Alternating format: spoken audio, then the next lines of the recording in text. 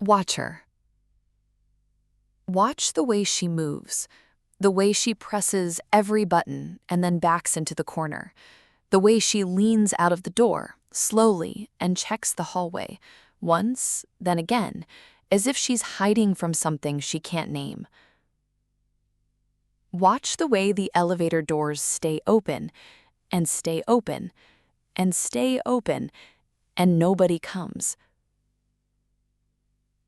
And then watch her walk out of frame.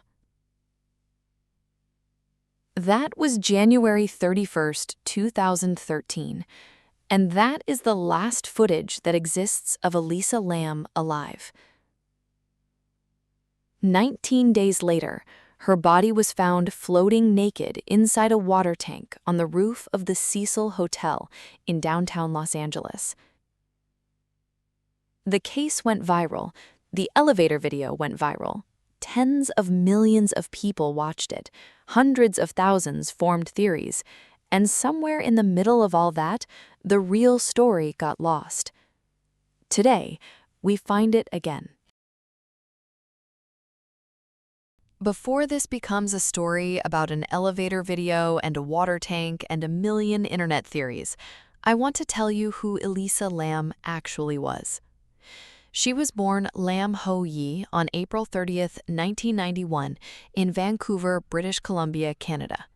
Her parents, David and Yina Lam, had emigrated from Hong Kong, and Elisa grew up in a household shaped by that journey, by the particular kind of quiet ambition that immigrant families carry across oceans.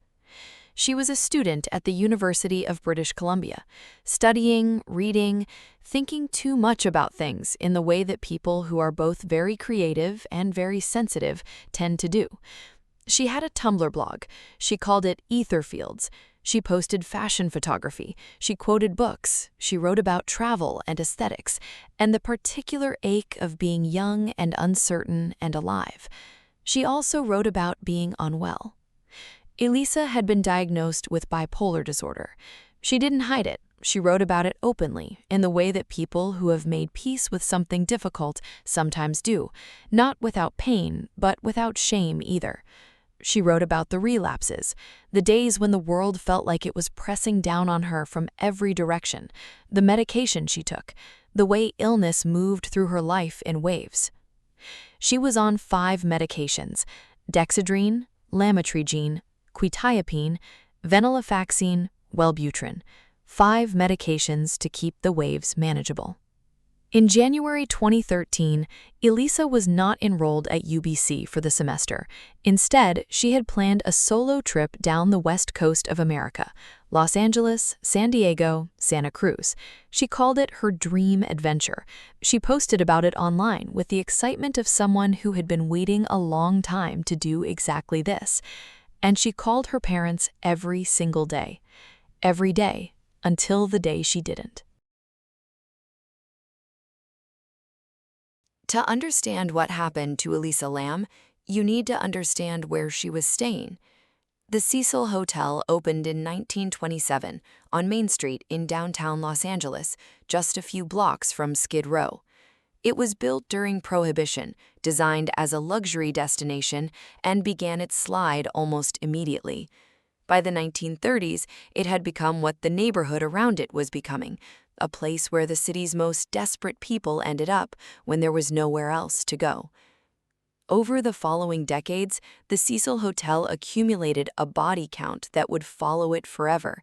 Multiple suicides by jumping from upper floors throughout the 1930s, 40s, and 50s. In 1964, a woman named Pauline Otten jumped from the 9th floor and landed directly on a pedestrian on the pavement below, killing them both. The hotel became locally a place of dark legend. And then came the serial killers. In 1985, Richard Ramirez, the Night Stalker, was living on the 14th floor of the Cecil Hotel while conducting one of the most terrifying killing sprees in California history. He was eventually convicted of 13 murders, 5 attempted murders, and 11 sexual assaults. Former residents of the Cecil described him returning to the hotel in the middle of the night, covered in blood, stripping off his clothes in the back alley before going upstairs. Nobody said a word. At the Cecil Hotel in 1985, that was just another night. 6 years later, in 1991, an Austrian man named Jock Unterweger checked into the Cecil Hotel. Unterweger was a convicted murderer who had been released from an Austrian prison after serving time for strangling an 18-year-old woman to death. While inside, he had reinvented himself, written poetry, written a memoir, become something of a celebrity among Austrian intellectuals who believed in his rehabilitation. He was released. He immediately began killing again. And he chose the Cecil Hotel reportedly as a tribute to Richard Ramirez, a dark homage from one killer to another. During his 5 weeks in Los Angeles, Unterweger murdered 3 women, Irene Rodriguez, Shannon Exley, and Sherry Ann Long, strangling all 3 with their own bras, the same method he had used in Austria. Then he left the country. He was convicted and died by suicide in his prison cell in 1994. The Cecil Hotel had also been connected, through rumor and partial evidence, to the 1947 Black Dahlia murder, with Elizabeth Short reportedly seen at the Cecil in the days before she was killed. This is the hotel Elisa Lam checked into on January 26, 2013. By 2013, the Cecil Hotel had rebranded part of its building as Stay on Main, a budget hostel-style accommodation aimed at young travelers. It was one of the cheapest places to stay in central Los Angeles. It was the kind of place you book when you're traveling solo on a budget and you want to be in the center of the city. It was exactly the kind of place Elisa Lam would book. She checked in on January 26th. She was initially assigned a shared room on the 5th floor with roommates. Within 2 days, the roommates complained about her behavior. Hotel manager Amy Price would later describe it as certain odd behavior. What that meant specifically, Elisa had reportedly been leaving notes on her roommates' beds saying, "Go home" and "Go away." She had been locking the door and requiring a password for entry. She had been behaving in ways that frightened the people sharing her space. She was moved to a private room. A few days later, she attended a live taping of the Conan O'Brien show at a studio in Burbank. She was escorted out by security due to disruptive behavior. This was the second significant incident in less than a week. The picture being painted of a young woman in the grip of a serious mental health episode was becoming clearer, but nobody connected the dots. Nobody called her parents.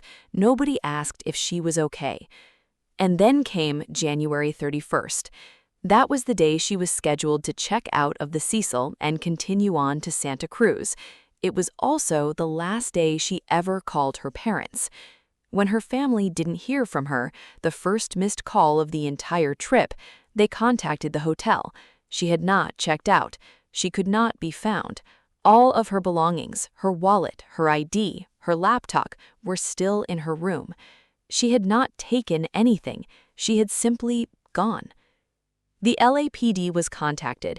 They searched the hotel, Elisa's room, the common areas, even the rooftop with dogs.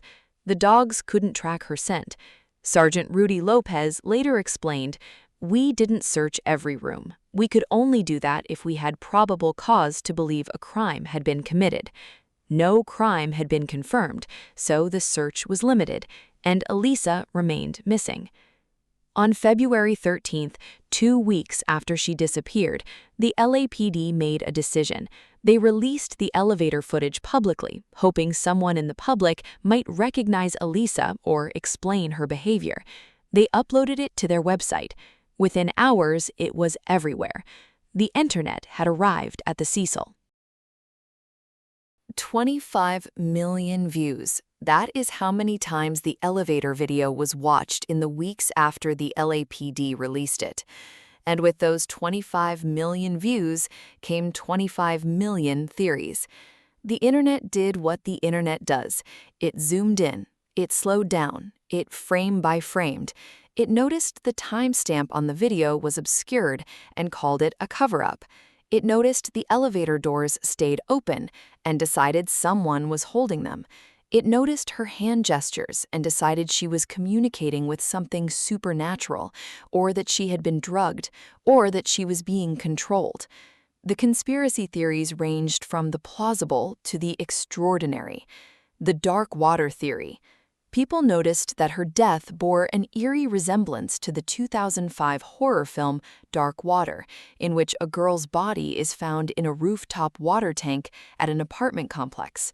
They noticed that the main characters in the film were named Dahlia, as in the Black Dahlia, connected to the Cecil, and Cecilia, as in Cecil Hotel.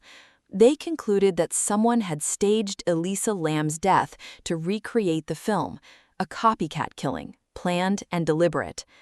The tuberculosis theory. Shortly after Elisa's body was found, a tuberculosis outbreak hit the homeless community living around Skid Row near the Cecil Hotel.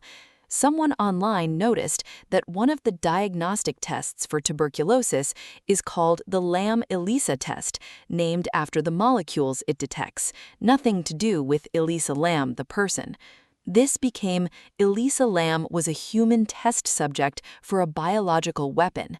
This theory spread across international forums, particularly in China, where Elisa's family roots drew enormous attention. These theories were creative, they were viral, and they were completely wrong. But the darkest consequence of the internet's investigation wasn't a false theory, it was what happened to a real person. His name was Pablo Vergara. He performed music under the name Morbid. He had stayed at the Cecil Hotel around the same time as Elisa. There were photos of him there, and a music video filmed in the building. Online sleuths connected him to Elisa's death. They decided he had killed her, and then they destroyed his life. They flooded his inbox with threats. They had his YouTube channel removed, his Facebook page gone, his email gone. They found his family. They sent death threats to people who had nothing to do with anything. They hunted him across the internet with absolute certainty, the certainty of people who have decided they know the truth and see no reason to question themselves. Pablo Vergara was in Mexico at the time of Elisa Lam's death. This was confirmed. He had an alibi. He had evidence. He had nothing to do with her death. An innocent man, almost destroyed by people who were absolutely certain they were doing the right thing.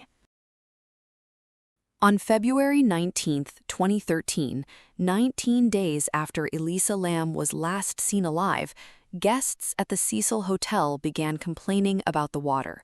Low pressure, a strange taste, a dark color coming from the taps. Maintenance worker Santiago Lopez was sent to the roof to investigate. There were 4 large metal water cisterns on the rooftop, the hotel's water supply. He checked them one by one. When he opened the hatch of the 4th cistern and looked inside, he found her. Elisa Lam's body was floating in the water. She was naked. Her clothes were in the tank with her. She had been there, in that tank, while guests in the hotel below used the water for 19 days. A long pause. LAPD Sergeant Rudy Lopez described the location of the remains as suspicious. The case was immediately reclassified as a suspicious death. Detectives were called, the coroner was called, and on February 21st, an autopsy was performed. The results were inconclusive. There was no visible trauma, no evidence of assault. Toxicology tests were ordered. They would take 6 to 8 weeks. On June 21, 2013, 4 months after she was found, the LA County coroner released the official ruling. Accidental drowning, bipolar disorder listed as a significant contributing factor, no evidence of foul play, no evidence of third-party involvement, no drugs or alcohol beyond traces of her own prescription medication at levels far below what had been prescribed. So what actually happened to Elisa Lam? Here is what the evidence shows. Elisa Lam was in the middle of a severe bipolar episode. She had stopped or dramatically reduced her medications during her trip. Her sister confirmed to investigators that on previous occasions when this happened, Elisa had experienced hallucinations and had hidden under her bed in confusion and fear. The behavior in the elevator, the hiding, the checking, the strange hand movements, is entirely consistent with a severe dissociative or manic episode. Psychiatrists who reviewed the footage for the Netflix documentary said exactly this. Somehow, through the locked rooftop door or via one of the fire escapes on the side of the building, she made her way to the roof. She climbed the 10-foot ladder on the side of one of the cisterns, she opened the heavy metal lid, she got inside, and she drowned. Was the lid heavy? Yes. Could she have opened it herself while in a manic state, when people are often described as having unusual physical strength and determination? Yes. Did the lid close after her? Investigators believe the weight of it, combined with water pressure, pulled it shut. Are there things we will never fully know? Yes. We don't have footage of her journey from the elevator to the rooftop. We don't know exactly which route she took. We don't know what was in her mind in those final hours, what she saw, what she felt, whether she was frightened or confused or somewhere else entirely. Those gaps exist. They will always exist, and they are painful. But the evidence, physical, toxicological, forensic, supports the ruling. Accidental drowning. A young woman in mental health crisis, alone in an unfamiliar city, without her medication, in the grip of something her mind could not manage on its own. The elevator doors were never being held open by someone sinister. Elisa pressed the door hold button. The tuberculosis test was named years before she was born. Pablo Vergara was in Mexico. The dark water film was a coincidence. Disturbing, eerie, but a coincidence. The truth is not a conspiracy. The truth is quieter and sadder than that. The truth is a 21-year-old woman who needed help and didn't get it in time. I want to leave you with something that I think gets lost whenever this case is discussed. Elisa Lam was funny. She was bookish. She had opinions about fashion and literature and the particular beauty of cities at night. She was 21 years old, and she was figuring out who she was, the way everyone is at 21. And she had the courage to do it honestly, even in public, even when it meant writing about the parts of herself that were hard. She deserves to be remembered as that person, not as a viral video, not as an internet mystery, not as a puzzle for strangers to solve. She was a daughter, a friend, a reader, a traveler, a person who called her parents every single day. Rest in peace, Elisa Lam. If this video meant something to you, a like helps more people find this story. Subscribe for more cases told the right way, and I'll see you in the next one.